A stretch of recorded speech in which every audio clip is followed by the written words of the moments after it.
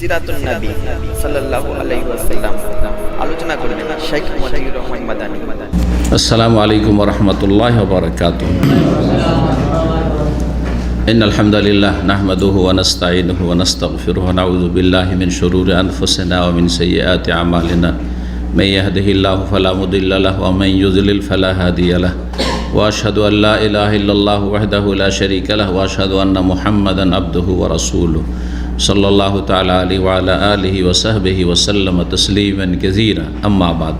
সম্মানিত ভাতৃমণ্ডলী, আল্লাহ রাব্বুল আলামিনের প্রশংসা এবং প্রিয় নবী সাল্লাল্লাহু আলাইহি ওয়াসাল্লামের উপর সালাত ও সালামের পর আজ 18ই শাবান 1444 হিজরি মোতাবেক 10ই মার্চ 2023 আমাদের ধারাবাহিক আলোচনা সিরাতুন নবী সাল্লাল্লাহু আলাইহি ওয়াসাল্লাম, নবী সাল্লাল্লাহু আলাইহি ওয়াসাল্লামের জীবনী, পর্ব নম্বর 102। বিষয়বস্তু নবী সাল্লাল্লাহু আলাইহি ওয়াসাল্লামের মহৎ চরিত্র। নবী সাল্লাল্লাহু আলাইহি ওয়াসাল্লামের শারীরিক গঠন, অবয়ব সম্পর্কে, হুলিয়া মোবারক সম্পর্কে গত সপ্তাহে আলোচনা করেছি। যেভাবে বিভিন্ন হাদিসগুলি এসেছে, যার ফলে কথাগুলি গোছানো নাও হতে পারে, কিন্তু অন্তত এতে থেকে আমরা জানতে পেরেছি যে নবী সাল্লাল্লাহু আলাইহি ওয়াসাল্লামের শরীরের গঠন, বিভিন্ন দিক কেমন ছিল, যেটা খালক, সৃষ্টিগতভাবে নবী সাল্লাল্লাহু আলাইহি ওয়াসাল্লাম কেমন ছিলেন। এখন চারিত্রিক দিক থেকে নবী সাল্লাল্লাহু আলাইহি ওয়াসাল্লাম কেমন ছিলেন। খলক, খালক মানে সৃষ্টিগত দিক, আর খলক মানে হচ্ছে চারিত্রিক দিক। নবী সাল্লাল্লাহু আলাইহি ওয়াসাল্লাম মাকারিমুল আখলাক মানে সচ্চরিত্রের অধিকারী যে ছিলেন নবী সাল্লাল্লাহু আলাইহি ওয়াসাল্লাম, এই মর্মে আলোচনা। একজন যে কোনো মানুষের উত্তম চরিত্রের অধিকারী হওয়ার জন্য যতগুলি ভালো দিকের প্রয়োজন, সবগুলি নবী সাল্লাল্লাহু আলাইহি ওয়াসাল্লামের মধ্যে পূর্ণরূপে বিদ্যমান ছিল। সবগুলি দিক পূর্ণরূপে নবী সাল্লাল্লাহু আলাইহি ওয়াসাল্লামের ভিতরে মওজুদ ছিল, বিদ্যমান ছিল। একজন মানুষ মহৎ চরিত্রের হওয়ার জন্য দুটো দিক লাগে। একটি হচ্ছে খারাপ দোষ ত্রুটি থেকে পুরোপুরি মুক্ত হওয়া, যে যত বেশি মুক্ত দোষ ত্রুটি থেকে তত বেশি চরিত্রবান। আর আরেকটি দিক হচ্ছে ইতিবাচক, যতগুলি ভালো চরিত্র হইতে পারে সমস্ত ভালো চরিত্রগুলি যেন তার মধ্যে থাকে। যার মধ্যে যত বেশি রয়েছে পূর্ণরূপে, তত বেশি তিনি মহৎ চরিত্রের অধিকারী। নবী সাল্লাল্লাহু আলাইহি ওয়াসাল্লামের এই ক্ষেত্রে কামাল পূর্ণতা ছিল। আল্লাহ রাব্বুল আলামিন তাকে সব দিক থেকে পরিপূর্ণ করেছেন চারিত্রিক ক্ষেত্রে। প্রথম ভাষাগত বিষয়, নবী সাল্লাল্লাহু আলাইহি ওয়াসাল্লামের ভাষা ছিল অত্যন্ত অলঙ্কারপূর্ণ, ফাসিহ এবং বালিগ, অলঙ্কারপূর্ণ। অল্প কথায় অনেক কথা বলার সৃষ্টিগত আল্লাহ ক্ষমতা দিয়েছেন, আল্লাহ প্রদত্ত ক্ষমতা। জাওয়ামেউল কালিম যাকে বলা হয়, জামে কথা। জামে কথা অল্প কথা, কিন্তু অর্থ হচ্ছে অনেক ব্যাপক। যেমন কোরআনে কারীমের ভাষা আল্লাহর বাণী, অল্প কথা কোরআনের আয়াতে, কিন্তু অনেক তার তাফসীর, অনেক দিক তাতে মুফাসসিরিনগণ তুলে ধরেছেন, সালাফে সালেহিনের যুগ থেকে, সাহাবায়ে কেরামদের যুগ থেকে। তারপরে রাসূলুল্লাহ সাল্লাল্লাহু আলাইহি ওয়াসাল্লামের কথা সবচাইতে ব্যাপক অর্থপূর্ণ কোরআনে কারীমের পরে। এই জন্য দেখেন নবী সাল্লাল্লাহু আলাইহি ওয়াসাল্লামের হাদিসের যে দোয়াগুলি কোরআনে কারীমের দোয়ার পরে, একটি দোয়া যদি হাদিসের করেন, আপনার নিজের ভাষায় দোয়া করার চাইতে 1000 গুণে ভালো। একটি দোয়া দিয়ে অনেক কিছু চেয়ে ফেলেন বা সব কিছুই চেয়ে ফেলেন। তো নবী সাল্লাল্লাহু আলাইহি ওয়াসাল্লামকে এই শক্তি আল্লাহ রাব্বুল আলামিন পূর্ণরূপে দান করেছিলেন, যাতে মদত জগিয়েছে আল্লাহ রাব্বুল আলামিনের ওয়াহী। ভালো চরিত্রের মানুষ হওয়ার জন্য যে বিভিন্ন দিকগুলি রয়েছে, এক একটি করে দিক তুলে ধরব। প্রথম দিক হচ্ছে ধৈর্যশীল হওয়া, সহনশীল হওয়া, বরদাস্তের ক্ষমতা থাকে। যতই কষ্ট দিক না কেন, যতই আপনার সাথে দুর্ব্যবহার করা হোক না কেন, বরদাস্তের ক্ষমতা, ধৈর্য ধারণ, সহিষ্ণু হওয়া, সহনশীল হওয়া। জি, যে কোনো কষ্টদায়ক অপ্রীতিকর বিষয়ের ওপর সবর করা, ধৈর্য ধারণ করা আল্লাহ রাব্বুল আলামিন পূর্ণরূপে তাকে দান করেছিলেন। যতই তাকে কষ্ট দিয়েছে, কাছের লোক দূরের লোক, ঘরের দুশ্মন মোনাফিকরা মদিনায়, আর বাইরের দুশ্মন বিজাতি কাফেররা বিভিন্নভাবে কষ্ট দিয়েছে, শারীরিক, মানসিক, পারিবারিক, সব রকম কষ্ট দিয়েছে, সব রকম কষ্ট দিয়েছে। তারপরে তিনি ধৈর্য ধরেছেন সব সময়, ধৈর্যকে হাতছাড়া করেননি। কোনো মূর্খ মানুষ অজ্ঞতার আচরণ করেছে, তিনি সহনশীল হয়েছেন। মা আয়েশা রাদিয়াল্লাহু তাআলা আনহা রাসূলুল্লাহ সাল্লাল্লাহু আলাইহি ওয়াসাল্লাম সম্পর্কে বলছেন, মা খুইয়ারা রাসূলুল্লাহ বাইনা আমরাইন ইল্লা ইখতারা আইসারাহুমা মা লাম ইয়াকুন ইসমান। রাসূলুল্লাহ সাল্লাল্লাহু আলাইহি ওয়াসাল্লামকে যদি দুটো অপশন দেওয়া হয়েছে যে আপনি এইটা করবেন না ওইটা করবেন, এটা চান না ওটা চান, যেমন তায়েফের লোকেরা নবী সাল্লাল্লাহু আলাইহি ওয়াসাল্লাম কী খারাপ ব্যবহার করলো চিন্তা করুন তো দেখি। তাদের হিতাকাঙ্ক্ষী দরদি ইসলামের দাওয়াত দেওয়ার জন্য আসলেন, ঠিক আছে দাওয়াত কবুল করবেন না, যাও তুমি বিদায়, তাই না? কিন্তু না, তারা ছোট ছোট বাচ্চাদেরকে পেছনে লাগিয়ে দিল যে মারো একে, পাথর ছুঁড়তে থাকলো। সুবহানাল্লাহ, জি হ্যাঁ, রক্ত ঝরছে আর সেখান থেকে তিনি বিতাড়িত হচ্ছেন। কত শারীরিক মানসিক যন্ত্রণা। তারপরে ফেরেশতা আসছেন, জিবরাইল আলাইহিস সালাম আর মালাকুল জেবাল, পাহাড়ের দায়িত্বশীল ফেরেশতা এসে বলছেন জিবরাইল আলাইহিস সালাম, জাহাজা মালাকুল জেবাল, আমার সাথে এই পাহাড়ের দায়িত্বশীল ফেরেশতা রয়েছে। আর তিনি অনুমতি চাইছেন যে আপনি শুধু বললেন দুটো পাহাড়কে, মক্কার দুই দিকে যে দুটো পাহাড় রয়েছে, উঁচা উঁচা পাহাড়, এই দুটোকে নিয়ে এসে এই তায়েববাসীকে পিষে দিচ্ছি, আটা পিষা করে পিষে দিচ্ছি, চাকিতে যেমন আটা পিষা হয় এর উপরে পিষে দিচ্ছি। নবী সাল্লাল্লাহু আলাইহি ওয়াসাল্লামকে কী বলা হলো, আপনি শুধু বলেন এইটা চান, তাদের ধ্বংস চান, এভাবে পিষে ধ্বংস করে দিচ্ছি। আর যদি চান যে থাক, বেঁচে থাক, এত খারাপ ব্যবহার করেছে, জুলম অত্যাচার, তারপরে সেটাও করতে পারেন। তাহলে দুটো কি দেওয়া হলো, অপশন দেওয়া হলো, এটা করবেন না ওইটা করবেন, এদের বাঁচতে দেবেন না ধ্বংস। নবী সাল্লাল্লাহু আলাইহি ওয়াসাল্লাম যেটি সহজ সেটি নিয়েছেন না, বরং আল্লাহর কাছে আশা রাখছি আমার সাথে খারাপ আচরণ করলে কি হবে, হ্যাঁ এই আশা রাখছি যে এরা যদি ইসলাম গ্রহণ নাও করে, এদের আগামী প্রজন্মে এদের ছেলেরা কচি কাঁচা নাবালকগুলো আছে, নাবালিক আছে, তারা ইসলাম গ্রহণ করবে। আর করলো তারা, জি দেরিতেই করলো, কিন্তু করলো। আইয়ুখরিজাল্লাহু মিন আসলাবিহিম, তাদের নসল থেকে, তাদের প্রজন্ম থেকে এমন এমন লোক বেরিয়ে আসবে, মাইয়াবুদুল্লাহ, যারা আল্লাহর ইবাদত করবে, ওয়ালা ইউশরিক বিহি, সে আল্লাহর সাথে শরীক করবে না।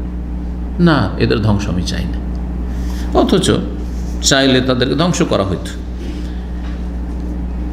যদি গুনহার কাজ না হয় তাহলে সহজটাকে গ্রহণ করতেন, যে কোনো ক্ষেত্রে যেটা সহজ হয়। কিন্তু গুনহার কাজ হলে না, গুনহার কাছে যেতেন না, গুনহার কাছে যেতেন না। পারিবারিক ক্ষেত্র, ইচ্ছা করলে কেউ ভুল করেছে, শাস্তি দেওয়া যেতে পারে। আরেকটা হচ্ছে মাফ করা। কোনটা গ্রহণ করেছেন? মাফ। সতীন বাটিতে করে তরকারি দিয়ে পাঠিয়েছে, এক বিবি কী করেছেন, হাতে বাড়ি মেরে বাটিটাকে ফেলে দিয়েছেন, বাটি ভেঙে গেল, তরকারিটা পড়ে গেল।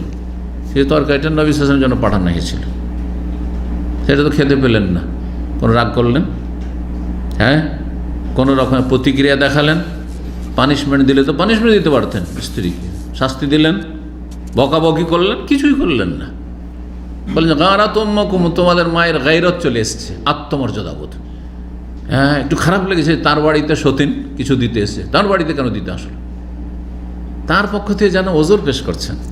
তারপরে বলে যে ঠিক আছে, আমি আমার হকটা নিলাম না, আমারটা গেল, আমার তরকারি গেল, কিন্তু বাটিটা তোর, ভাঙাটা তুমি রেখে নাও, আর তোমার বাড়িতে ভালোটা আছে নিয়েও খাদেমটাকে যাও, নিয়ে যেয়ে দিয়ে দাও।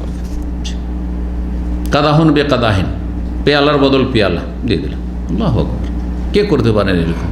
চিন্তা করুন তো দেখি। গুনাহ থেকে অনেক দূরে নবী সাল্লাল্লাহু আলাইহি ওয়াসাল্লাম ওমান তাকামা লিনাফসিহি, জীবনেও কখনো নিজের ব্যক্তির স্বার্থে প্রতিশোধ নেননি, যে আমার সাথে এরকম খারাপ ব্যবহার করেছে, হ্যাঁ আমাকে আর উপর অন্যায় করেছে, সুতরাং আমি কী নেবো, কেসাস নেব, না নেননি। ইল্লা আনতুন তাকা হুরমাতুল্লাহ, তবে আল্লাহর বিধান লঙ্ঘন হইলে, ফায়ান্তাকিমু লিল্লাহি বিহা, আল্লাহর জন্য তখন নিতেন, প্রতিশোধ নিতেন বা শাস্তি দিতেন। যেমন চোরের হাত কাটার ক্ষেত্রে সুপারিশ করা হয়েছে, মেনেছেন সুপারিশ?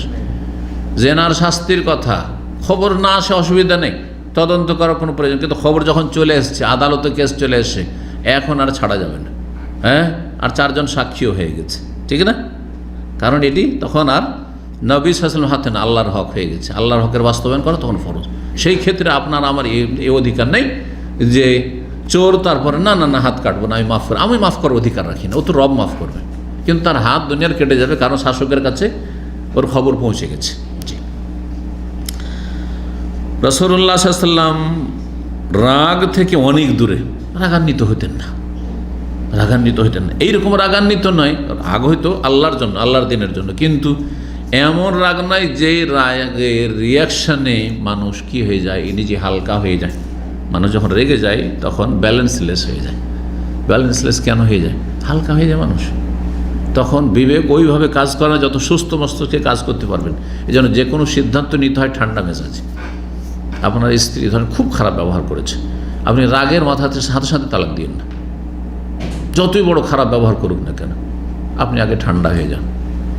ঠান্ডা হওয়ার পরে চিন্তা করে দেবেন, এটা আপনার জন্য সুন্দর সিদ্ধান্ত হয় যে না, এটা রাখা মোটেই চলবে না, এই অবস্থায় ঠিক আছে। মায়ের সাথে বাবার সাথে এমন দুর্ব্যবহার করেছে, অথবা কারো প্রাণনাশের ব্যাপার স্যাপার রয়েছে ও থাকলে ইত্যাদি, অথবা বড় ধরনের চারিত্রিক পদস্খলন ঘটেছে, জেনায় লিপ্ত হয়েছে, পরকীয়ায়, হ্যাঁ রাখা যাবে না, রাখা যাবে না, ঠান্ডা মেজাজে। কিন্তু সাথে সাথে গরম হলে কাকে মেরে দিবেন, হত্যা করে দেবে মানুষ, না, ঠান্ডা হয়ে যাবে। নবী সাল্লাল্লাহু আলাইহি ওয়াসাল্লাম রাগ থেকে অনেক দূরে, রাগান্বিত হইতেন না। আর যদি কখনো রাগ হয়েছে, সাথে সাথে সন্তুষ্ট হয়ে গেছে, রাগ সাথে সাথে পড়ে গেছে। সবচেয়ে ভালো মানুষ, রাগ উঠবে অনেক দেরিতে, রাগ উঠবেই না, আর পড়বে দ্রুত, তাড়াতাড়ি। দ্বিতীয় আরেকটি ভালো গুণ, যদি এই গুণ আলোচনা, ধৈর্যশীল হওয়া, তারপরে সহনশীল হওয়ার বিষয়টি আলোচনা করে বিভিন্ন দিক উল্লেখ করলাম। আর একটি দিক হচ্ছে দানশীলতা।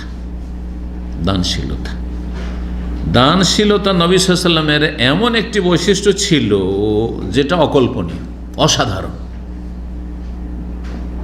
জি, নবী সাল্লাল্লাহু আলাইহি ওয়াসাল্লাম এত বেশি দিতেন, যে যা চাইতো, থাকলে না নয়, থাকলে কোনো রকমের না, এটা বাঁচিয়ে রাখি, কালকে আগামীতে প্রয়োজন হইতে পারে, বাইতুল মালে থাক না।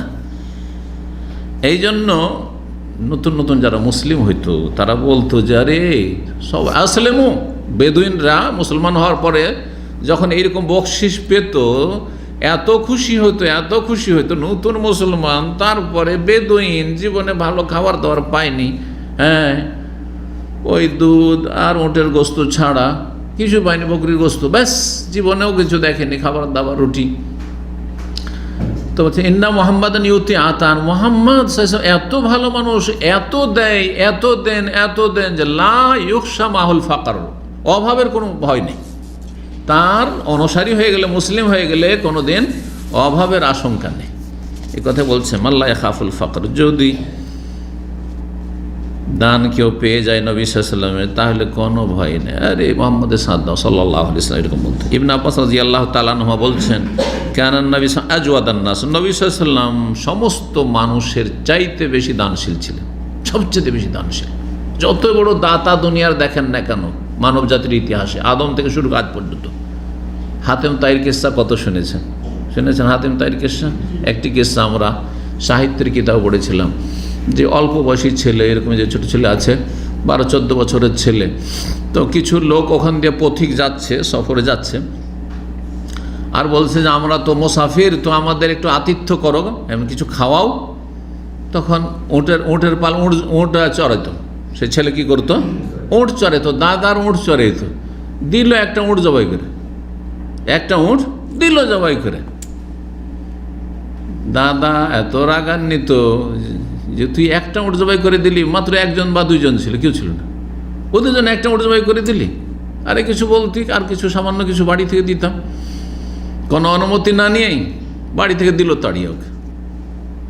তখন সে কবিতা পাঠ করলো যে আমাকে বাড়ি থেকে তাড়িয়ে দিই, কিন্তু আমি দানশীলতা ছাড়ব না, আমি এইরকম করে মানুষকে আপ্যায়ন করব, জি, মানুষের আতিথ্য করব। তার চাইতে অনেক বেশি দানশীল কে? রাসূলুল্লাহ সাল্লাল্লাহু আলাইহি ওয়াসাল্লাম। ওয়াজওয়াদা মা ইয়াকুনু ফি রমাদান, আর বলছেন ইবনে আব্বাস রাদিয়াল্লাহু তাআলা যে রমজান মাসে আরও বেশি দানশীল হয়ে যেতেন। যখন জিবরাইল আলাইহিস সালাম আসতেন, প্রত্যেক রাতে জিবরাইল আলাইহিস সালাম আসতেন আর এক এক পারা করে কোরআন নবী সাল্লাল্লাহু আলাইহি ওয়াসাল্লাম শোনাতেন। ওয়াকানা জিবরিল ইয়ালকাহু ফি কুল্লি লাইলাতিন মিন রমাদান, রমজানের প্রত্যেক রাতে জিবরাইল আলাইহিস সালাম এসে সাক্ষাৎ করতেন আর কোরআন শুনতেন, কারণ তার মাধ্যমে কোরআন নাযিল হয়েছে, যাতে করে এক একটা অক্ষর এদিক ওদিক কোথাও না থাকে। হ্যাঁ, নিশ্চিত হওয়ার জন্য কোরআনের রিভাইজেশন বা মোরাজিয়া বা যেটাকে শোনানি করতেন। ফায়ুদারিসুল কোরআন, তাকে কোরআন শোনাতেন। আমাদের দেশের কারি হাফেজদের ভাষায় কোরআনের দৌড় করা বলে, দেশের ভাষায় হেফজখানা যারা থেকে যে দৌড় করা বলে, এই দেশে মোরাজ মানে রিভাইজ করা। জি, ফালা রাসূলুল্লাহ আজওয়াদা বিল খাইর মিন রিহিল মুরসালা, নবী সাল্লাল্লাহু আলাইহি ওয়াসাল্লাম নেকির কাজে, কল্যাণের কাজে, দানশীলতায় ঝড়ো বাতাসের চাইতে বেশি দ্রুত বেগী ছিলেন। ঝড়ো বাতাস যেইভাবে বাইরে চলছে বা ঝড়ো হাওয়া চলে, তার চাইতে বেশি দানশীলতায় এগিয়েছিলেন রাসূলুল্লাহ সাল্লাল্লাহু আলাইহি ওয়াসাল্লাম। হাদিস সহিহ বুখারীতে রয়েছে, সহিহ বুখারীতে রয়েছে হাদিস। জাবের রাদিয়াল্লাহু তাআলা বলছেন যে মা সুইলা শাইআন কাত্তু ফাকাল আল্লাহ, নবী সাল্লাল্লাহু আলাইহি ওয়াসাল্লামের কাছে যে যা চেয়েছে জীবনে না শব্দ কোনোদিন শুনিনি, না দেব না, দিতে পারবো না এরকম বলেন, থাকলে সব দিয়ে দাও। আল্লাহু আকবার। এই হাদিস সহিহ বুখারীতে রয়েছে। চরিত্রবান হওয়ার একটি গুরুত্বপূর্ণ দিক হচ্ছে বীরত্ব, মানে বীর বাহাদুরি, সাহসিকতা। যেখানে যে রকমের সাহসের প্রয়োজন রয়েছে, সাহসিকতা, রণক্ষেত্রে, জেহাদের ময়দানে দুশমনের সামনে পিছপা না হওয়া, এগিয়ে যাওয়া, এই সাহসিকতা এবং ভালো কাজে সহযোগিতার বিষয়টি নবী সাল্লাল্লাহু আলাইহি ওয়াসাল্লামের এমন একটি বৈশিষ্ট্য যে তিনি জেহাদের ময়দানে সবচেয়ে বেশি বীর বাহাদুর ছিলেন। কানা আশজা নাস হাদিস রয়েছে। যে কোনো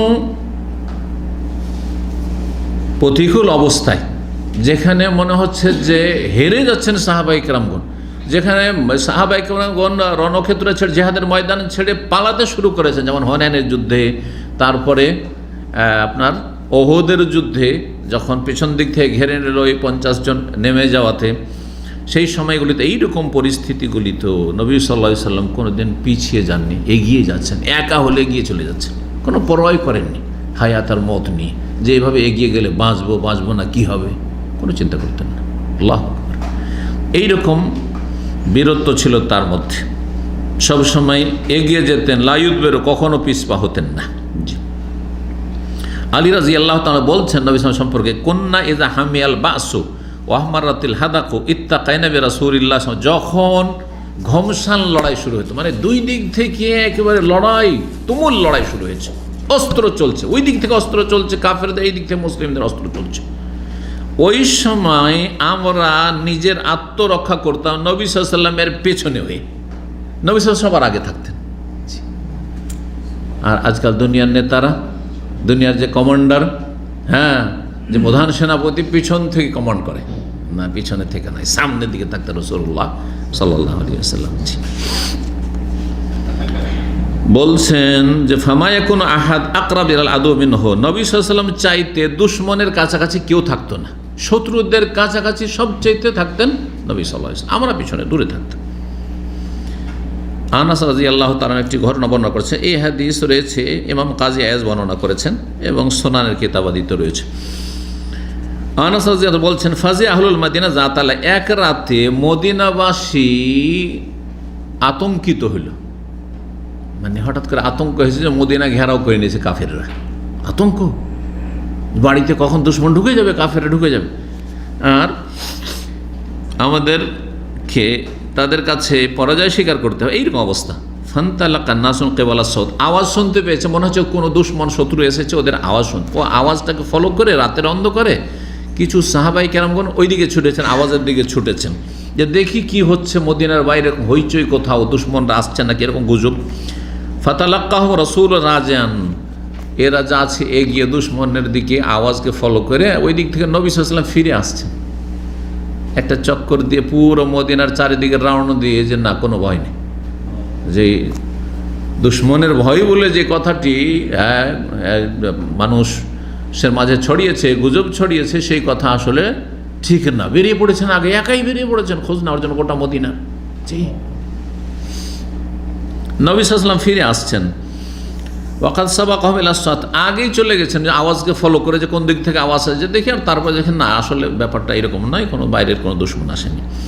ওয়াহু আলা ফারাসিন আবি তালহা উরি, আবু তালহার একটি ঘোড়ার পিঠে চড়ে, আবু তালহা আনসারীর ঘোড়ার পিঠে চড়ে নবী সাল্লাল্লাহু আলাইহি ওয়াসাল্লাম গোটা মদিনার একটা চক্কর দিয়ে খোঁজ খবর নিয়ে চলে আসছেন। আর গর্দনে রয়েছে সাইফ, তরবারি ধারণ করে এসে সাহাবায়ে কেরাম যখন যাচ্ছেন, এখন বেরিয়েছেন খোঁজ খবর নেওয়ার জন্য, যে দেখি কোন দিক থেকে নাকি দুশমন নাকি মদিনার কাছাকাছি এসছে।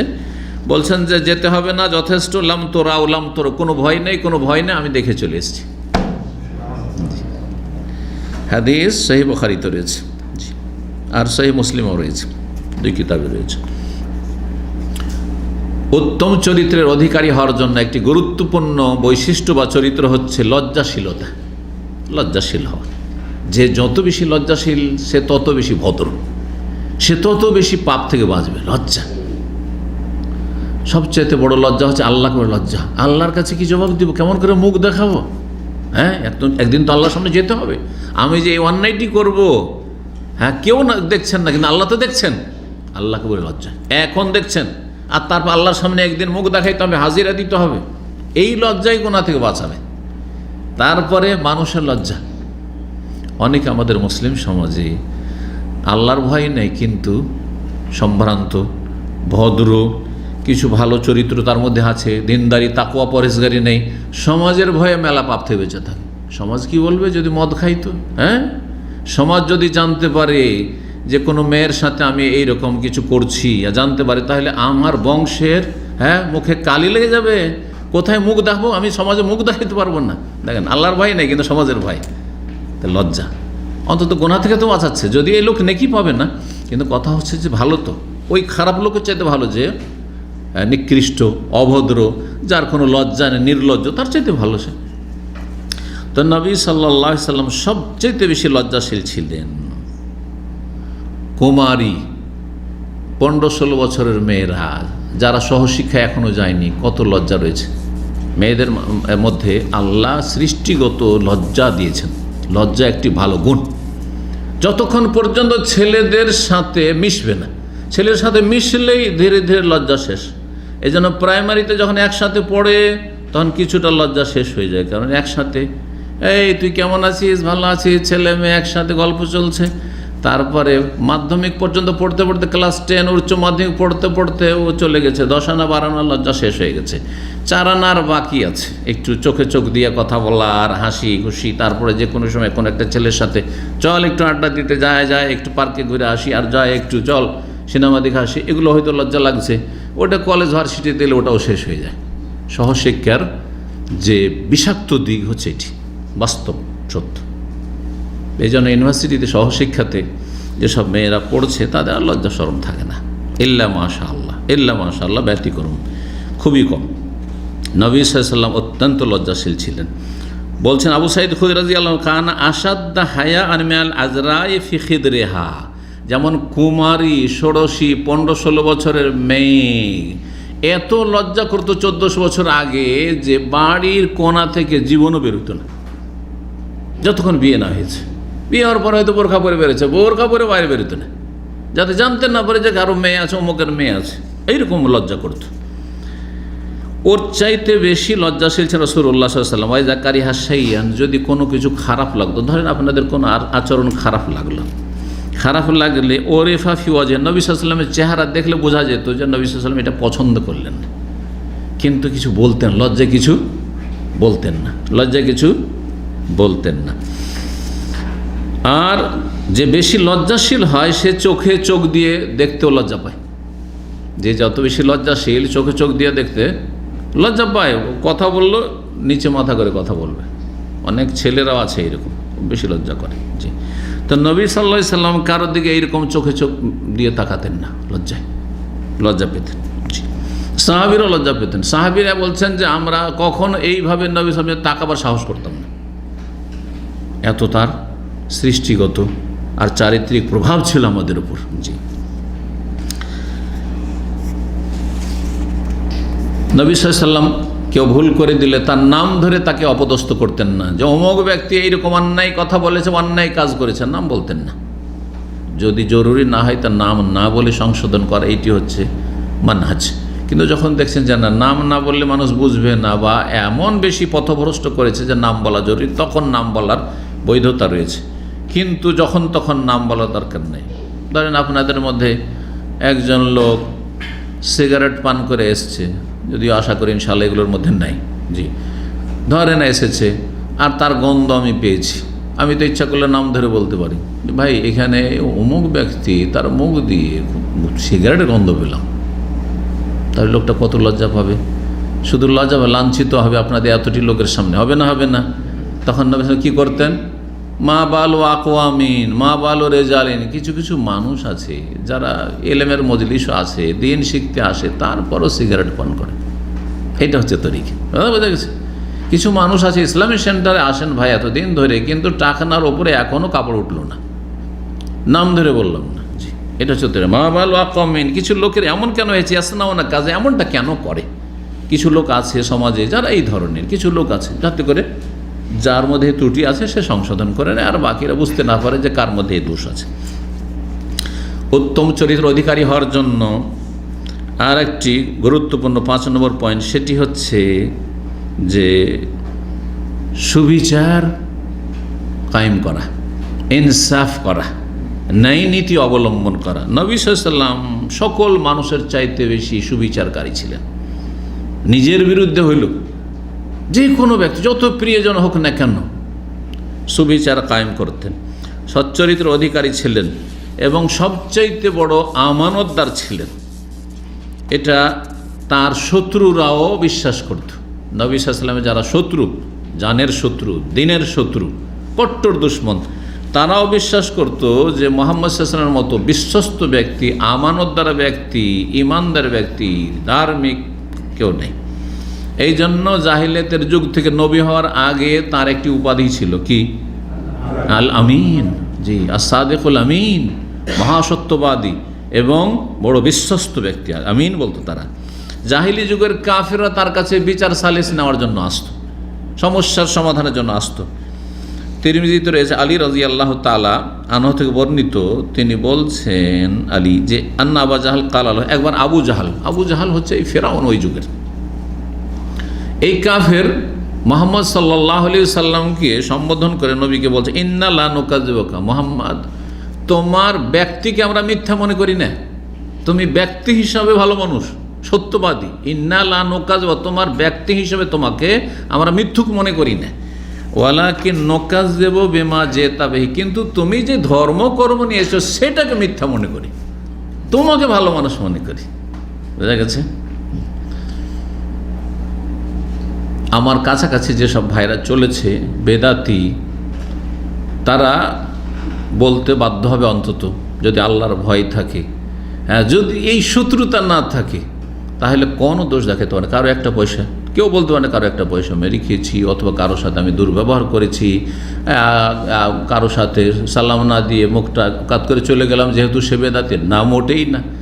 এই জন্য দামামে তবলিগি যে আমির ছিল, সে আসলে এই মোয়ানক খোলাখুলি জামাত ইসলামের যে আমির ছিল তাদের সাথে ভালো খাতির ছিল, কিন্তু আমার ইখতলাফ শুধু যে একটা সেন্টার পয়েন্টে কোরআন সুন্নাতে চলে আসে, এই ভুল পথে আছেন, বিভ্রান্তিতে ওখান থেকে চলে আসে। এটি হচ্ছে দূরত্বের কারণ, আর কোনো কারণ নেই। আলহামদুলিল্লাহ রাব্বিল আলামিন। তো নবী সাল্লাল্লাহু আলাইহি ওয়াসাল্লামের অনুসরণের জন্য আল্লাহ তৌফিক দান করেন।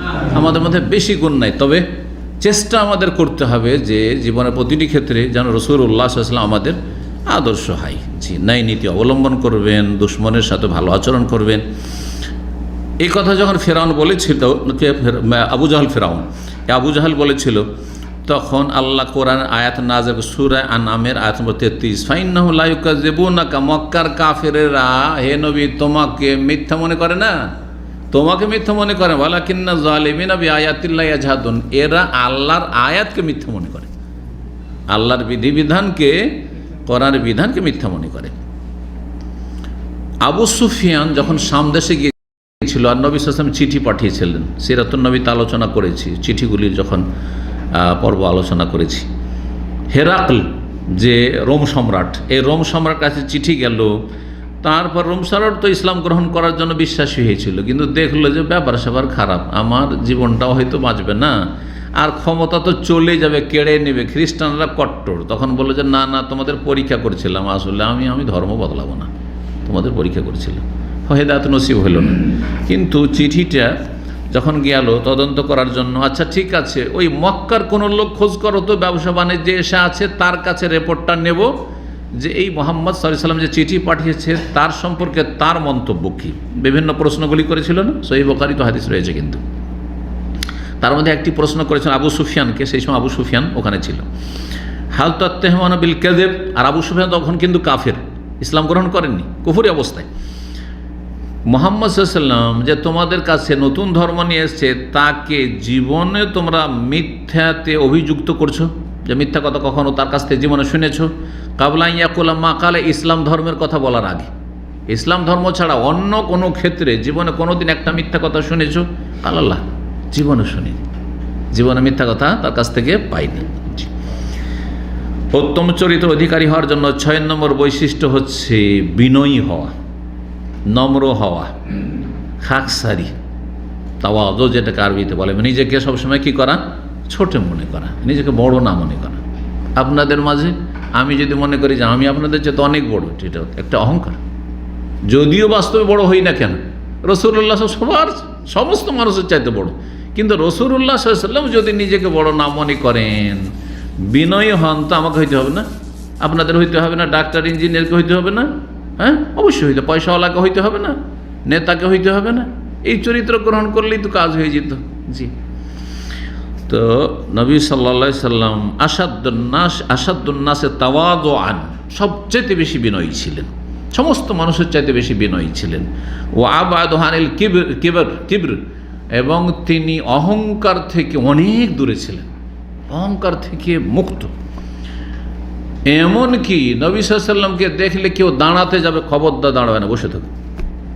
আসছেন নবী সাল্লাল্লাহু আলাইহি সাল্লাম, সাহাবীরা দাঁড়িয়ে যেতেন, নবী আসছেন আর বসে থাকবো বেয়াদবি করে, দাঁড়াইতে যেতেন, বসো।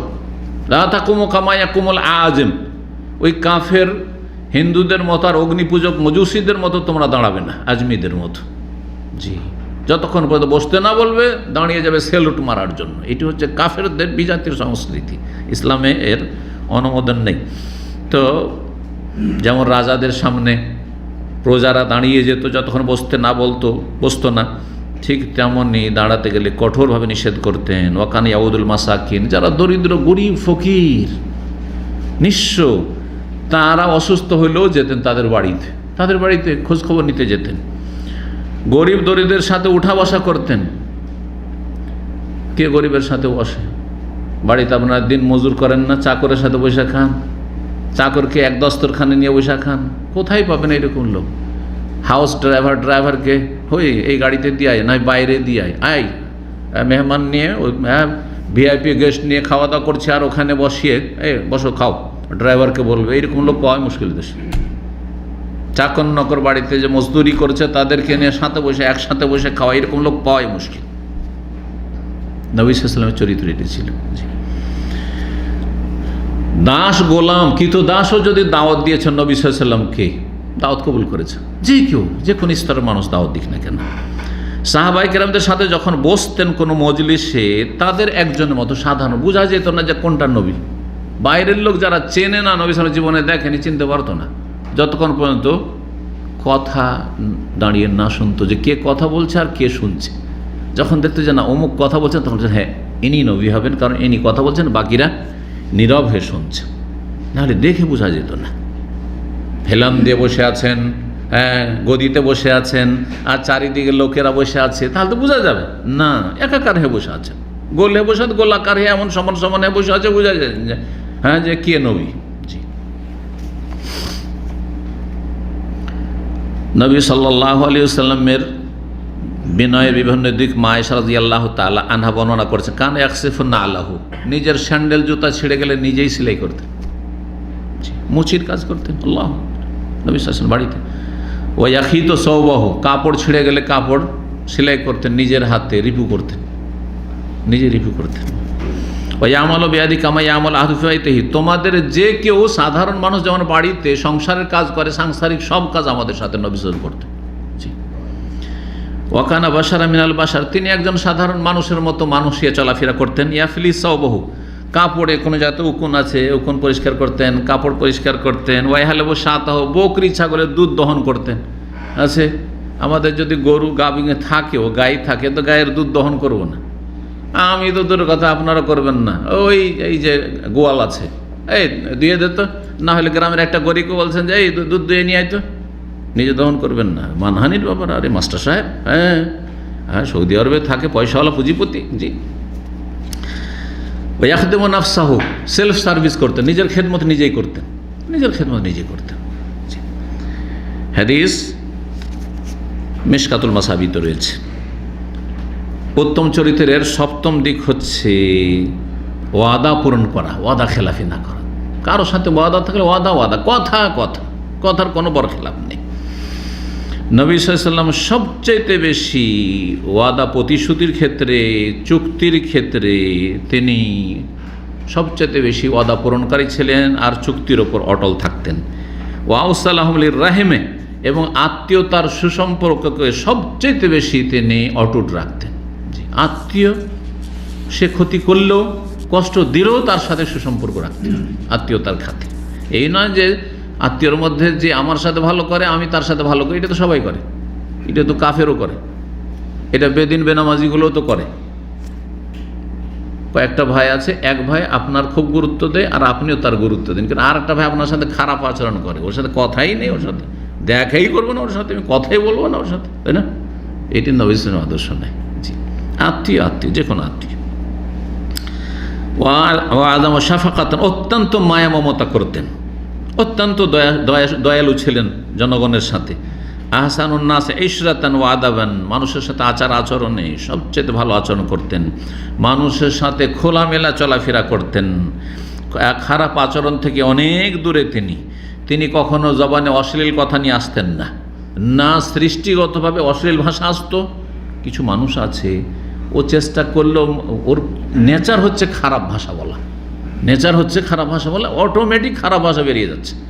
আর কিছু লোক আছে খারাপ ভাষা যদি নাও আসে সম্ভ্রান্ত ঘরের, কিন্তু ও বানিয়ে বানিয়ে মোতাফাহেশটাকে বলা হয়, ও খারাপ ভাষা বের করছে। যারা কিছু লোকের আছে দেখবেন, কিছু কিছু পেশা আছে নিম্নমানের পেশা, পেশা হিসাবে নিম্নমানের না, কিন্তু ওই পেশায় যারা যুক্ত হয় দেখা যায় ওদের অটোমেটিক গালি বেরোয়, অটোমেটিক ওদের ভাষা খারাপ, একটুতে ভাষা খারাপ, একটুতে ভাষা খারাপ। জি। আর কিছু লোক রয়েছে যে ওরা বংশে ওইটাই শিখেছে, সে বাপ মা থেকে ওইটাই শিখেছে, কথা বললেই অশ্লীল কথা। নবী সাল্লাল্লাহু আলাইহি সাল্লাম কখনো ইচ্ছা করে কোনো অশ্লীল কথা একটা মুখ দিয়ে অকথ্য ভাষা বের করতেন না, আর প্রাকৃতিকভাবেও তিনি অশ্লীলতার কাছেও ছিলেন না। কাউকে তিনি অভিশাপ দিতেন না, এবং বাজারে তিনি হইচই করে চলাফেরা করতেন না। বাজারে গেলে ঠান্ডা হয়ে চুপচাপ কোনো কিছু কিনে চলে আসলেন কেনাকাটা করে, কিন্তু হইচই করবেন এটা অভদ্র লোকেদের কাজ। হই হই হই হই করা, মাছের হাটের মতো। দেখেন দিনই আলোচনা আপনারা এসে আছেন, এখন আলোচনা শুরু হয়নি, আপনারা কি করছেন? মাছের বাজারের মতো চলছে, সব হই হই হই হই করছে। এটা নবী সাল্লাল্লাহু আলাইহি ওয়াসাল্লাম আদর্শ নয় কিন্তু। চুপচাপ বসে থাকেন, ভালো কথা বলেন, নয় চুপ থাকেন। জি। অনেকে ভালো কথা বলতে গিয়ে কথাগুলি বাজছে হয়তো, কিন্তু তারপরেও হইচই করাটা ভালো কাজ নয়। নবী সাল্লাল্লাহু আলাইহি ওয়াসাল্লামের সাথে খারাপ আচরণ করলে তার সাথে ভালো আচরণ করতেন, খারাপকে খারাপ দিয়ে দূর করতেন, পেশাবকে পেশাব দিয়ে দূর করা যায় না, পেশাবকে পানি দিয়ে পরিষ্কার করতে হয়। ক্ষমা করতেন, উপেক্ষা করতেন, ইগনোর করতেন। নবী সাল্লাল্লাহু আলাইহি ওয়াসাল্লামের সাথী সঙ্গীরা কেউ পেছনে হাঁটলে পেছনে হাঁটতে দিতেন না, সাথে হাঁটো, সাথে সাথে চলো ডানে বামে, এটা তরিকা ছিল। কিন্তু আমাদের সমাজের পীরেরা বিশেষ করে পীরদের মাঝে আর এই পীরপন্থী যারা রয়েছে বেদাতীদের মাঝে বড়োর এমন এক সম্মান আছে, ওর পাশে যাবে না, সবাই পিছনে থাকবে, পিছনে থাকবে। নবী সাল্লাল্লাহু কখনো সাহাবীদেরকে পিছনে রাখতেন না, ডানে বামে, প্রয়োজনের সামনেও, প্রয়োজনের সামনে আছে কিন্তু ডানে বামে বেশিরভাগ থাকতেন। এই জন্য উত্তম আদব হচ্ছে যে বড় ব্যক্তির ডানে বামে থাকবেন, এতে ফায়দা রয়েছে। এখন পিছনে পিছনে বেশি যদি সম্মান করতে পেছনে থাকেন, হঠাৎ করে কোনো কিছু প্রয়োজন, তাহলে এই বড় ব্যক্তিকে ঘুরে দেখতে হবে, এই ভাই এই করতে হবে না, এটা তো খারাপ। এই জন্য নিয়ম হচ্ছে ডানে এবং বামে থাকা সহযোগীদের বা সাথী সঙ্গীদের। তাই সাহাবীরা করতেন। নবী সাল্লাল্লাহু আলাইহি সাল্লাম খাওয়া দাওয়ার সময় পোশাকের ক্ষেত্রে দাস দাসীদের চাইতে কোনো ভিন্ন পোশাক রাখতেন না, যে দাস দাসীর পোশাক হবে সাধারণ পোশাক, হ্যাঁ, আর আমাদের পোশাক হবে আলাদা, এমন না। খাওয়া দাওয়া একই রকম, খাওয়া দাওয়া একই রকম, পোশাক পরিচ্ছদ। যে খেদমত করতো তার খেদমত করতো, এই নয় যে আমার সবসময় খেদমত করে আমি তোমার খেদমত করব না। কখনো খাদেম যদি কোনো কাজ করেনি, করা উচিত ছিল, কখনো বলেনি এই কাজটা করলে না কেন, কখনো বলেনি নবী সাল্লাল্লাহু আলাইহি ওয়াসাল্লাম। কখনো কাউকে তিরস্কার করেননি। নবী সাল্লাল্লাহু আলাইহি ওয়াসাল্লাম দরিদ্র গরিব মিসকিনদেরকে ভালোবাসতেন, তাদের সাথে ওঠা বসা করতেন, তাদের জানাজে হাজির হইতেন, যতই গরিব দুঃখী হোক না কেন জানাজে সবার যেতেন। জি, কোনো গরিব মানুষকে, দরিদ্রকে তুচ্ছ মনে করতেন না তার দারিদ্র্যের কারণে, অভাবের কারণে। নবী সাল্লাল্লাহু আলাইহি ওয়াসাল্লাম কোনো এক সফরে ছিলেন, আর একটা ছাগল জবাই করতে হবে, খাওয়া দাওয়া করবেন, গোশত ছাগল জবাই করতে হবে। তো একজন বলল যে আমি জবাই করব, সফর সঙ্গীরা বললো যে আমি কি করব, জবাই করব খাসিটা। আর একজন বলল যে আমি ওর চামড়া ছিলব, হ্যাঁ। তৃতীয় জন বলল যে হ্যাঁ আলাইয়া তাবখা, আমি পাকশাক করব। একজন পাকশাকের দায়িত্ব নিল, হ্যাঁ। তখন নবী সাল্লাল্লাহু আলাইহি ওয়াসাল্লাম বলে তোমরা সব করবে, আমি করব না। তাহলে যখন এই দায়িত্বগুলো তোমরা নিয়ে নিলে, আলাইয়া জামুল হাতাব, আমি লকড়ি খড়ি এই মাঠ ময়দান থেকে জমা করছি, হ্যাঁ, কি করার জন্য, জ্বালানির জন্য, জ্বালানির ব্যবস্থা করছি। বসে থাকেননি যে তোমরা পাকশাক করো, আমি খাওয়া দাওয়া করবো, হ্যাঁ, আমি হুজুরে কিবলা বসে আছি মাদ্রাসাতে। আরে ওস্তাদকে, শিক্ষককে, মাদ্রাসার পরিবেশ, শিক্ষককে পানি লাগবে উজু করার, নিজে নিতে পারবে লোটা দিয়ে পানি ওই সেই নলকূপ থেকে, না ওই ছেলেকে এই শোন দিয়ে বলছে পানি লিয়া, করে না করে না। মাদ্রাসা থেকে বসে দেখবেন এই দৃশ্যগুলো, তাহলে বুঝতে পারবেন। গোসলের পানি চেপে দিতে হবে, হ্যাঁ, বাথরুমের পানি বাথরুমে রেখে আসতে হবে বালতিতে করে, জি, যেখানে নল টল ব্যবস্থা নেই, এইগুলো। তো এইসব শিক্ষকরা আর কি শিখাবে নবী সাল্লাল্লাহু আলাইহি ওয়াসাল্লামের আদর্শ, যারা নিজেরা খেদমত চেয়ে নেই। হ্যাঁ, আপনি যাচ্ছেন আর কেউ নিয়ে নিল, কেড়ে নিয়ে নিল, আপনি একজন ওস্তাদ, আপনার কাছ থেকে আপনার ঘটিটা কেড়ে নিল আর পানি এনে দিল, সেটা আলাদা কথা। আপনি নিজে চাপতে শুরু করেছেন, কেউ আপনাকে চাপতে দিল না, সেটা ভিন্ন বিষয়।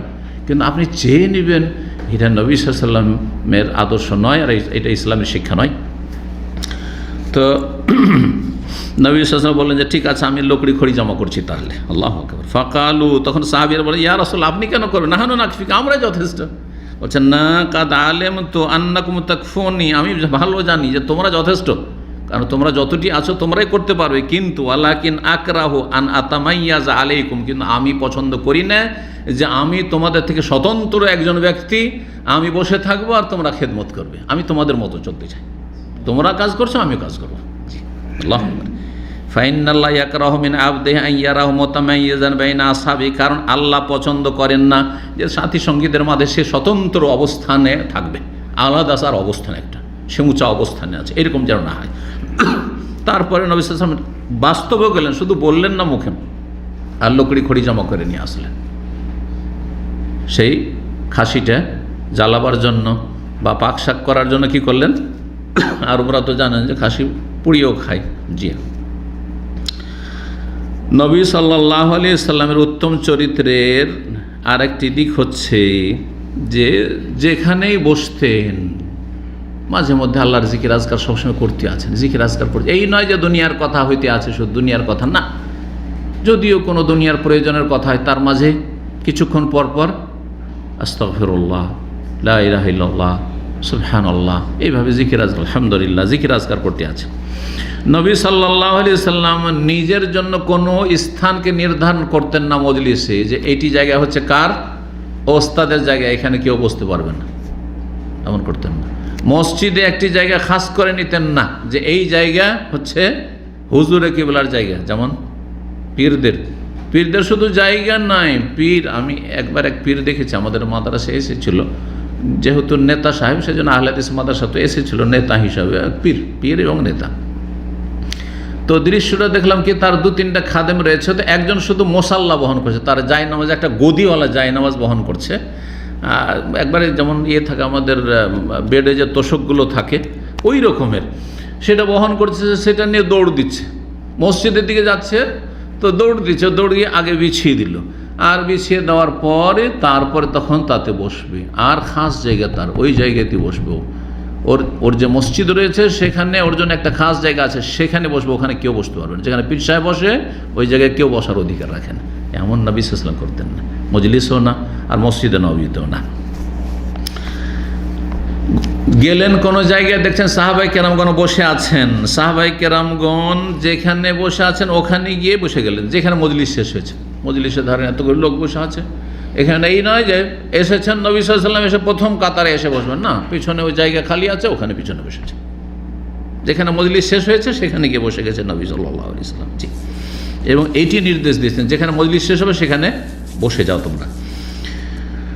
আর সবাইকে বলার অধিকার দিতেন, যার যে কথা রয়েছে বা মতামত রয়েছে, মত প্রকাশের অধিকার দিতেন, যাতে করে কেউ ধারণা না করে যে এদের মধ্যে এরা হচ্ছে সিনিয়র, সুতরাং এই 2-3 জন শুধু কথা বলবে আর বাকিগুলো কথা বলার যোগ্যতা রাখে না। এমন না, যার যে কথা আছে কথা বলতে পারো, তোমার সবাই কথা বলছে, স্বাধীনভাবে কথা বলছে নবী সাল্লাল্লাহু আলাইহি ওয়াসাল্লাম মজলিসে। জি, যদি তার সাথে কেউ বসতো অথবা তার সাথে কেউ দাঁড়িয়ে আছে কোনো প্রয়োজনের জন্য, তো যতক্ষণ পর্যন্ত সেই ব্যক্তি সরে না যেত ততক্ষণ পর্যন্ত নবী সাল্লাল্লাহু আলাইহি ওয়াসাল্লাম সরতেন না। সালাম করেছে, মুসাফা করে, যতক্ষণ সেই ব্যক্তি হাতটা না টেনে নিত ততক্ষণ হাত টানতেন না।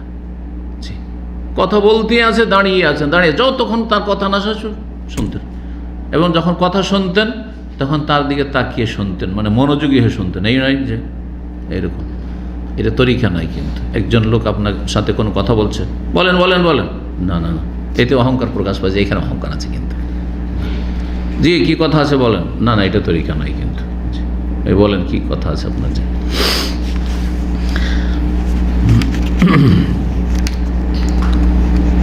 নবী সাল্লাল্লাহু আলাইহি ওয়াসাল্লাম সাহাবা কেরামদের সাথে একজন বাবা যেমন ছেলেদের সাথে আচরণ করে তেমন আচরণ করতেন। জি, নবী সাল্লাল্লাহু আলাইহি ওয়াসাল্লাম অত্যন্ত কাছাকাছি তাদের সাথে থাকতেন। জি, নবী সাল্লাল্লাহু আলাইহি ওয়াসাল্লাম বড়দের সম্মান করতেন, ছোটদের উপর মায়া করতেন, এবং এই শিক্ষাই দিয়েছেন সাহাবাই কেরামদেরকে। জি, নবী সাল্লাল্লাহু আলাইহি ওয়াসাল্লাম সবসময় হাসি খুশি থাকতেন। 9 নম্বর দিক হচ্ছে উত্তম চরিত্রের যে হাসি মুখে থাকা, মুখটাকে ভারী করে না রাখা, একদম মেজাজি হয়ে থাকবেন আর মুখ ভারী করে থাকবেন। সালাম আলাইকুম, ওয়ালাইকুম সালাম, না না না, ওয়ালাইকুম সালাম, কেমন আছেন, কী খবর, হাসি মুখে কথা বলা, মুচকি হাসি দিয়ে কথা বলা। নবী সাল্লাল্লাহু আলাইহি ওয়াসাল্লাম সবসময় হাসি মুখে থাকতেন এবং নম্র আচরণ করতেন, কর্কশ ভাষী ছিলেন না, নিষ্ঠুর তিনি ছিলেন না, হইচই করতেন না, কাউকে তিরস্কার করতেন না, কারো আবার বেশি প্রশংসাও করতেন না, যে প্রশংসা করে দেওয়া উঠিয়ে এইরকমটাও করতেন না। কারণ এইরকম অতিরঞ্জন প্রশংসাই দুনিয়ার স্বার্থে মানুষ করে, বেশি বাড়াবাড়ি প্রশংসা বাঞ্ছনীয় নয়, ভালো নয়। নবী সাল্লাল্লাহু আলাইহি সাল্লামের সামনে ধরেন কোনো খাবার দাবার পেশ করা হয়েছে, আর সেটা হয়তো রুচিকর নয়, কোনো দোষ ত্রুটি বলতেন না। তিনি হয়তো আগ্রহ দেখালেন না, খেলেন না, কিন্তু জানতে দিতেন না সাহাবায়ে কেরামদেরকে যে এটা ভালো না, এতে আমার রুচি না, খারাপ, এরকম কিছু বুঝতে দিতেন না। কারণ হইতে পারে যে তার কাছে এটি রুচিকর নয়, কিন্তু অন্যের কাছে অন্য খেয়ে যাচ্ছে, খিদা আছে খেয়ে যাচ্ছে। এখন নবী সাল্লাল্লাহু আলাইহি ওয়াসাল্লাম যদি বলে দেন যে না, এই খাবারটা ভালো না, তাহলে অনেকে কিন্তু খাবে না, অনেকের একটা অনীহা হয়ে যাবে। খাওয়া দাওয়া করতে গিয়ে ধরেন ঝাল বেশি হয়ে গেছে, লবণ বেশি হয়ে গেছে, আমি লবণ কম খাই, ঝাল, আমি যদি বলি ভাই খুব ঝাল হয়ে গেছে, ভাই খাওয়ার মতো নেই, এত ঝাল করে, এত লবণ দেয়, তাহলে অনেকের কিন্তু একটা কী হয়ে যাবে, ঘৃণা চলে আসবে যে কী রে, খাবো কি খাবো না। চুপচাপ থাকেন, ওরা হয়তো খেয়েই যাচ্ছে, বেচারাদের প্রয়োজন আছে, খেয়েই যাচ্ছে, অসুবিধা কি, ওদের রুচি হচ্ছে খেয়ে যাচ্ছে, আপনার রুচি নাই খায়েন না, কিন্তু দোষ ত্রুটি বলিয়েন না। এটি হচ্ছে নবী সাল্লাল্লাহু আলাইহি ওয়াসাল্লামের চরিত্র। নবী সাল্লাল্লাহু আলাইহি ওয়াসাল্লাম লোক দেখানো খারাপ চরিত্র থেকে মুক্ত, রিয়া থেকে মুক্ত ছিলেন। নবী সাল্লাল্লাহু আলাইহি ওয়াসাল্লাম অসার কোনো কথা বলতেন না। জি, এবং নবী সাল্লাল্লাহু আলাইহি ওয়াসাল্লাম কার ওপর মানে যেটাকে চাপ সৃষ্টি করা অথবা এমন কিছু বলা যেটা করতে বাধ্য হয়ে যায়, এমন কিছু করতেন না। জি, নবী সাল্লাল্লাহু আলাইহি ওয়াসাল্লামের ভালো দিক হচ্ছে যে তিনি যখনই কোনো কথা বলতেন আল্লাহ সন্তুষ্টির জন্য, যাতে আল্লাহ সন্তুষ্ট রয়েছে, নেকি রয়েছে, নেকির কথা বলতেন, সেটা ভালো উপদেশ দিল নেকি, জিকির আজকার আল্লাহ করলেও নেকি, যে দিনের কথা বললেও নেকি ইত্যাদি। নবী সাল্লাল্লাহু আলাইহি ওয়াসাল্লাম যখন মজলিসে বসে থাকতেন তখন সাহাবাই কেরাম সবাই নীরব হয়ে শুনতেন, যেন মনে হতো যে তাদের মাথার ওপর পাখি বসে আছে। মাথার পাখি বসে থাকলে একটু নড়চড়া করে তো পাখি উড়ে যাবে, পাখি বসতে পারবে এইরকম একেবারে বসে থাকতেন সাহাবাই কেরামগণ। যখন নবী সাল্লাল্লাহু আলাইহি ওয়াসাল্লাম কথা বলতেন তখন এইভাবে মনোযোগী হয়ে সাহাবীরা শুনতেন, আর যখন নবী সাল্লাল্লাহু আলাইহি ওয়াসাল্লাম চুপ হয়ে যেতেন তখন সাহাবীরা কথা বলতেন, যার যে কথা আছে কথা বলতেন। কথার ওপর কথা ভাঙা ভালো কাজ নয়। অনেকে কিন্তু একটা কথা চলছে আর দিল একটা কথা বলে, এই আলোচনা চলছে, ওর মাঝখানে আপনার প্রশ্নটা পট করে প্রশ্ন করেন না অনেকে, না এটা আদবের খেলা, মজলিসের আদবের খেলা। কথা হচ্ছে যখন আমার কথা শেষ তখন আপনি বা আপনারা কথা বলবেন, আপনাদের প্রশ্ন বা কিছু থাকলে সংশয় তখন বলবেন। এই ছিল সাহাবায়ে কেরামদের আদর্শ। নবী সাল্লাল্লাহু আলাইহি ওয়াসাল্লামের কথাকে কেউ কেড়ে দিতেন, মানে কথার উপর কথা বলতেন না কেউ। যদি কেউ তার সামনে কথা বলতো সবাই শুনতেন। নবী সাল্লাল্লাহু আলাইহি ওয়াসাল্লাম তাদের সাথে মাঝে মধ্যে হাসাহাসিও করতেন, আর অধিকাংশ হাসাহাসি হয়তো নবী সাল্লাল্লাহু আলাইহি ওয়াসাল্লামের মুচকি হাসি। যদি সাহাবায়ে কেরাম কোনো কিছুতে অবাক হতেন, কোনো একটা বিষয়ে অবাক হচ্ছেন, নবী সাল্লাল্লাহু আলাইহি ওয়াসাল্লাম অবাক হতেন, মানুষ যেমন অবাক হয় তিনিও আশ্চর্য হতেন, অবাক হতেন। জি হ্যাঁ। খারেজা বিন যায়েদ রাদিয়াল্লাহু তাআলা আনহু বলছেন, সাহাবী, কানান নবী আওকারান নাসি মাজলিসে, নবী সাল্লাল্লাহু আলাইহি ওয়াসাল্লাম যখন মজলিসে থাকতেন তো বড়ই সম্ভ্রান্ত সম্মানিত একজন ব্যক্তি হিসাবে তিনি বসে থাকতেন। লা ইয়াকাদু ইয়াখরুজু শাইআন মিন আতরাফিহি, নবী সাল্লাল্লাহু আলাইহি ওয়াসাল্লাম থেকে এমন কোনো কথা, অপ্রীতিকর কথা বেরোতো না। ওয়া কানা কাসীরা সুকুত, অধিকাংশ সময় তিনি নীরব থাকতেন, চুপ থাকা, বিনা কাজে শুধু কথা বলা কথা বলে যাচ্ছেন এমনটা করতেন না। বিনা প্রয়োজনে তিনি কথা বলতেন না। লা ইয়াতাকাল্লামু ফি গায়রি হাজা, প্রয়োজন না হলে কোনো কথা নেই, চুপ আছেন। যদি কেউ কোনো অবাঞ্ছিত কথা বলে দিয়েছে, অসার কথা বলে দিয়েছে, তো নবী সাল্লাল্লাহু আলাইহি ওয়াসাল্লাম এড়িয়ে যেতেন, হয়তো শুনেননি, যেন এগুলোর উপেক্ষা করা। কারণ ছোটোখাটো দোষ মানুষের ধরতে নেই, ছোটোখাটো দোষ হয়েছে এমন কোনো ব্যাপার না, যাক বলেছে। জি, বলছেন যে নবী সাল্লাল্লাহু আলাইহি ওয়াসাল্লামের কথাগুলি হয়তো সব সুস্পষ্ট, কথায় কোনো জড়তা ছিল না, ফাসলান, সব কথা একটি করে কথা যেন বেরোচ্ছে নবী সাল্লাল্লাহু আলাইহি ওয়াসাল্লাম, তাতে কোনো ফজুল অতিরিক্ত কথা হইতো না, আর এমন সংক্ষেপ হইতো না যে বোধগম্য নয়। তাহলে কথা বললে কথা এমন বলতে হবে যে লম্বা কথা বলিয়েন না যে শুনতে শুনতে মানুষ বিরক্ত হয়ে যায়, এটা নবী সাল্লাল্লাহু আলাইহি ওয়াসাল্লামের আদর্শ ছিল না। আর এত সংক্ষেপে বলিয়েন না যে কিছু বুঝতেই পারল না, আপনাদেরকে তাকিয়ে থেকে গেল। এরকম কিছু লোক আছে না, খুবই সংক্ষেপে কথা বলে, অস্পষ্ট কথা বলে, ক্লিয়ার কথা না, বোঝা যায় না কি বলতে চাইছে। আবার কেউ এত বেশি লম্বা কথা বলে, আমাদের আঞ্চলিক ভাষায় ল্যাথড়া কথা, মানে এমন ঝুলিয়ে দেয় কথা যে আর কিছু বোঝা, এই মাথা থেকে ওই মাথা কিছু বুঝতে পারলাম না কি বলতে চাইছে। এখানে শেষ হয়ে যাওয়া কথা, এখান থেকে যে ওই দিক দিয়ে ঘুরে আসছে, এদিক থেকে ঘুরতে ঘুরতে শুনতে শুনতে মাথা খারাপ হয়ে গেল। কথা বোঝা যাচ্ছে? জি, আমার সাথীর সঙ্গে আমাদের অনেক সময় পড়ায় এরকম যে ও পেরেশান হয়ে যাওয়ার কথা শুনে ওর দিকে তাকিয়ে থেকে কিছু বুঝি না। কথা অল্প এবং স্পষ্ট কথা বলতে নবী সাল্লাল্লাহু আলাইহি ওয়াসাল্লাম। জি, নবী সাল্লাল্লাহু আলাইহি ওয়াসাল্লামের সাহাবাই কেরামগণ তার সামনে শুধু মুচকি হাসি দিতেন তার সম্মানার্থে এবং তার অনুসরণে। জি, এক কথায় এতগুলি যে আলোচনা আজকে হইল, এই সবগুলির সার কথা বা মুদ্রা কথা হচ্ছে যে নবী সাল্লাল্লাহু আলাইহি সাল্লামের মধ্যে উত্তম চরিত্রের যতগুলি দিক, চরিত্রবান, মহৎ চরিত্রবান হওয়ার জন্য লাগে, সবগুলি পূর্ণরূপে এমনভাবে বিদ্যমান ছিল যার কোনো নজির মানব জাতির ইতিহাসে পাওয়া যায় না। জি, বেনজির যেটাকে বলা হয়। জি, কেন? কারণ হচ্ছে যে মহান আল্লাহ রাব্বুল স্বয়ং নবী সাল্লাল্লাহু আলাইহি সাল্লামকে আদব, কায়দা, শিষ্টাচার, আখলাক, চরিত্রের শিক্ষা দিয়েছেন।